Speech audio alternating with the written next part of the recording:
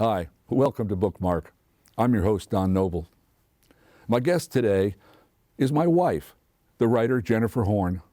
Ms. Horne has published several volumes of poetry and served as Poet Laureate of the state of Alabama for 4 years, 2017 to 2021, but has recently published a biography of a most unusual and brilliant Alabamian, the writer Sara Mayfield. I spoke with Jennifer Horne in Studio UA in the Digital Media Center on the campus of the University of Alabama.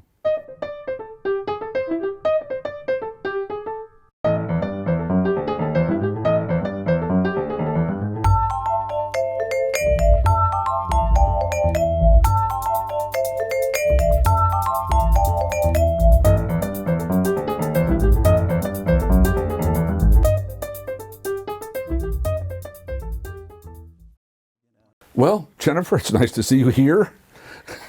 As opposed to at home, it's Yes. nice to be here. Yes, we are here because you've just published a giant, important book, and we need to have this conversation. But viewers of this show may not know you as well as I do, so can you kind of fill us in briefly? Where are you from? Where were you educated? How did you come to be a student of Alabama writing and writers? Okay. Well, I like to say that my roots drew me back to Alabama because on both sides of my family, I'm from Alabama. But I grew up in Little Rock, Arkansas, and I went to college there, Hendrix College. And then after a couple of years in Missouri where I went to journalism school and thought I might be able to do that, but it wasn't a good fit, I came here to Tuscaloosa for the MFA program in creative writing. And you studied the writing of poetry, which you did for years. In fact, you have several books of poetry and were Poet Laureate of the state of Alabama from when to when? 2017 to 2021. And you have a book of short stories. Yes, Tell the World You're a Wildflower. But this book today is neither of those. Nope. You have written a book about a most unusual woman named Sara Mayfield. Who was Sara Mayfield? And what is there about her that attracted your attention in the first place?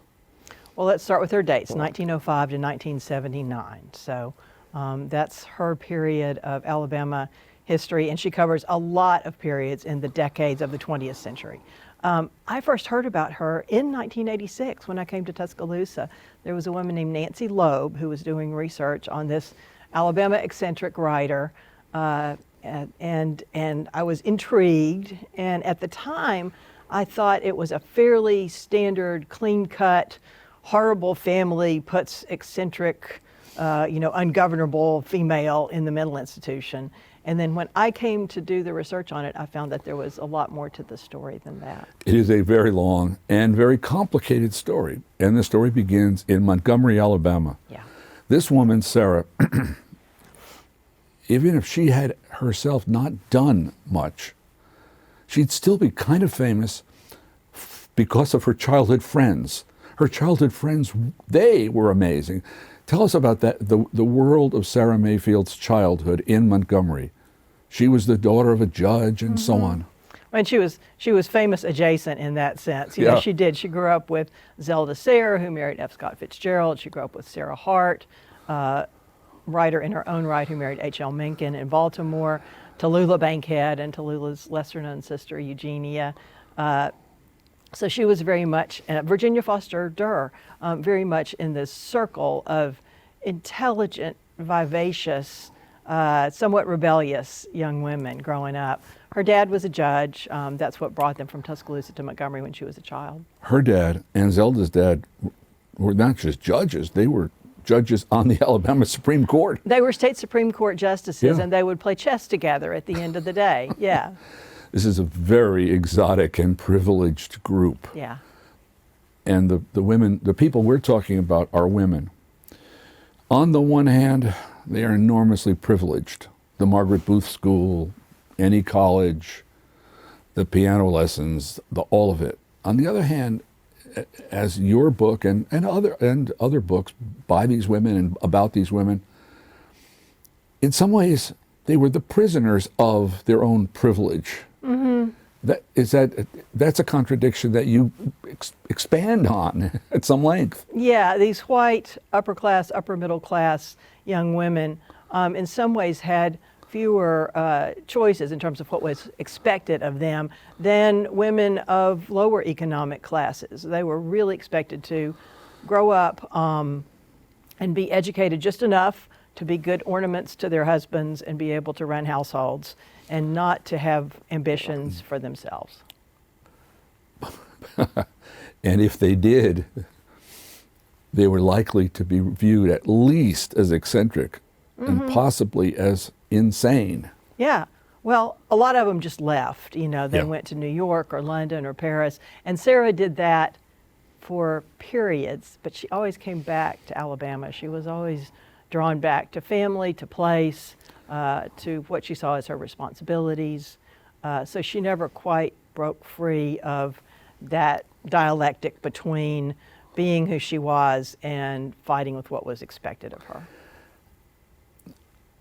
She went off to Goucher College, partly because she'd followed in the footsteps of her very good friend, Sara Hart, yeah. who had gone to Goucher. There's a relationship there. Later, Sara will write about H.L. Mencken and Sara. Right. But early, there's a relationship among the three. Right. When Sara Mayfield goes to Goucher, she wins the freshman short story contest that's judged by H.L. Mencken. And so Mencken is there at Goucher to give out the prize, and she's supposed to go to dinner with him afterwards, but you know, you can't go to dinner as a young woman with this man. And so Sara Hart is there as her chaperone, and that's where the romance between Sara Hart and H.L. Mencken starts. So Sara also already kind of took credit for that. Yeah. Mencken, generally speaking, was not a particularly aggressive male. No, it was just, again, it was the expectations of the time. A young unmarried woman could not go out to dinner with this older man. So there she is. She's a freshman at Goucher. She's a sophomore at Goucher. Things are going well. She's a bright student. But she drops out to marry a man back home. Yeah, John Sellers, who had been one of Zelda's beaux back in the day. And I think she just sort of caved in to expectations. She wasn't sure what she wanted to do, so she just thought, well, I'll get married, you know, and she did. And it didn't last very long. It was, you know, happy for a few months and then not. Well, he was a rascal, and she wasn't going to put up with it forever, so they divorced. And later in life, she admitted that, you know, she just wasn't a good fit for that Montgomery marriage. So the Sellers story is one of the things in this book, and a lot of other books. One is constantly reminded of the small cast of characters in Alabama, and especially in the first half of the 20th century. The same names pop up all over the place. Oh, yeah. And it was a small social circle, a small group of people who would be considered acceptable to marry, and they ran the state. Yes, they did. They went to the University of Alabama. They went to law school.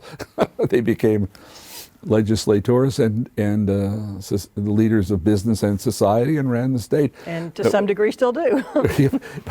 I was amazed. Surely not, I said. She didn't actually marry Zelda's ex-boyfriend, but yes, she did. Yeah. After that, she goes back to Goucher, she graduates, and in a sense then she's liberated in the world. Yeah. And she and her brother make this wonderful trip. I like the description of the trip. And of course the title of the trip is? She titled her journal, The Odyssey of a Wandering Mind. And as I was looking for titles, tried out a lot of different things. And finally, that sort of struck me like, oh, this book is The Odyssey of a Wandering Mind. That was her life, wandering in both good ways and bad. I think it's possible to say that maybe her trip bicycling around Europe with her brother James might have been the happiest months of her entire life. I think they were really happy. They were free. She was loosed from a marriage. She was away from Alabama. They just had a good time together. He was 6 years younger, so she's riding around having a good time with her little brother. And you're talking about in those days, people were free to move. They found a place to stay at night. Even slept in a haystack one night. Yes, under a she was not a girly girl. She was what we call a tomboy. She enjoyed wearing, men's clothes and riding horses and being out on the bicycle. She was not prissy in any way. She will move around considerably in the 30s and then in the 40s. But she does come back to Tuscaloosa for a while, and now, obviously, we've spoken of her as a Montgomery person, but she very much becomes a Tuscaloosa person. The mansion, the big white mansion in Tuscaloosa's West End is Idlewild. That the family home, and then across the river, they have property. Right. They had farm property, timber property, and briefly during the Depression, for probably less than a year, she went out and lived in a cabin by herself in the woods on their property and ran what she called an unemployment colony. She thought sharecropping was an unfair system, and so she devised the system of splitting profits to the men who worked on the property, basically doing timber cutting. How many people did she have out there working? You know, that's a good question. I think it was in the 30 to 50 range, something like that. Oh, that's a lot. Yeah, a lot. I was thinking 7. No, a good number of people. Yeah. Well, they grew crops and they harvested timber, and it worked pretty well. Her workers were all black. And They were, and the Mayfields had enslaved people before the Civil War, and these were mostly the descendants of those people. And in a kind of noblesse oblige way, is sort of the best way to put it, she felt a responsibility to help provide income for the people that her family had been connected to over all these years. She saw it as a kind of responsibility. For her time and place, yes. Yeah, sure. Yeah.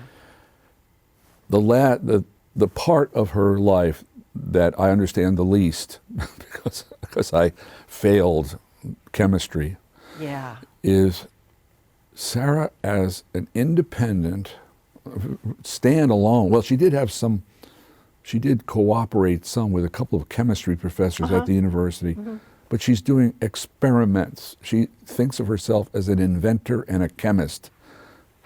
Tell me about that. That's odd. And I also am not well versed in chemistry, but I read through all her papers in the Special Collections Library and records of her scientific experiments.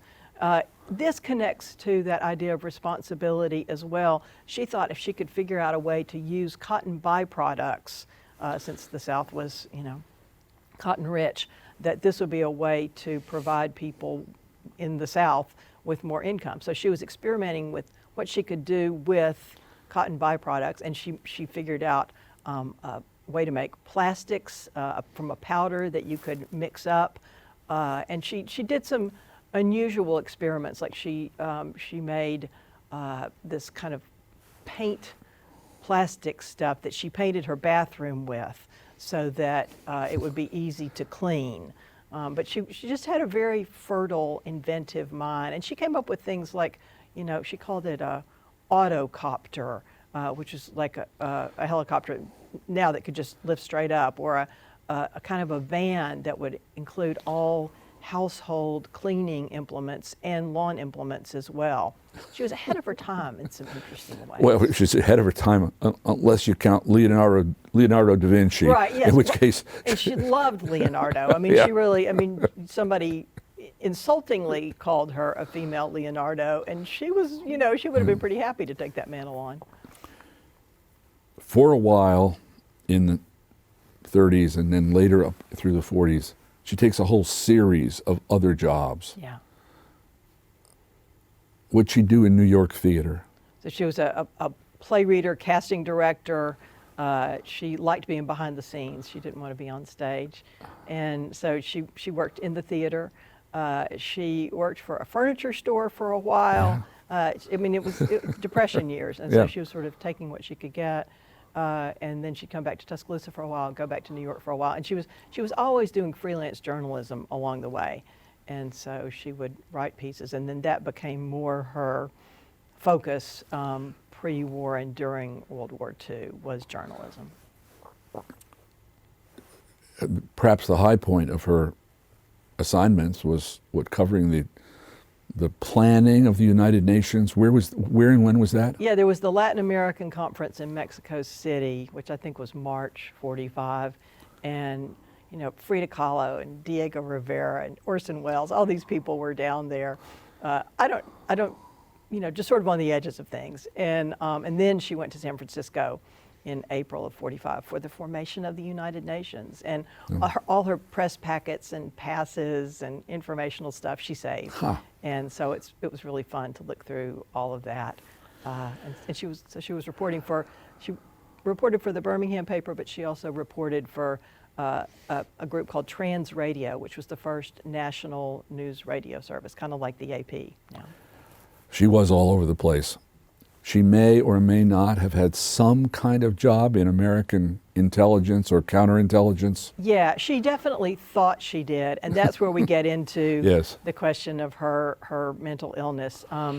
She was diagnosed as paranoid, and she was a great conspiracy theorist, and she sometimes had delusions.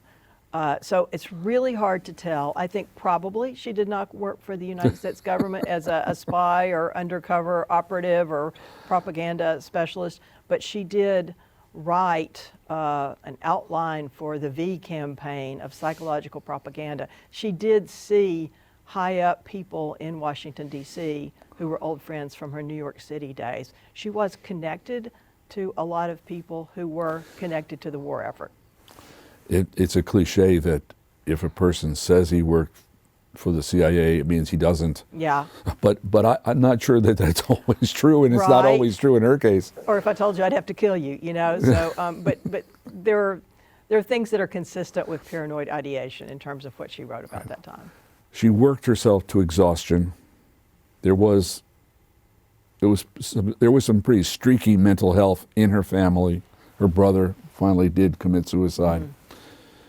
She quarreled. She lived with her mother, which can be difficult, and they quarreled. Mm-hmm. And she is committed. Now, I don't have a personal did not have a personal relationship to Sara Mayfield, but I was aware of the story. Mm-hmm. The story was that she was committed to Bryce because her family found her too eccentric to deal with, or potentially violent, or they wanted her money, but that the doctors always knew that she was not mad, and so she was always really just used Bryce as a hotel. Mm-hmm. Now that's not literally true. No, but that's parts the story. of it are partly true. Yeah, that's Can you the story sort that out a little? She put out, and it saved her pride, certainly, and I think she also partly believed that.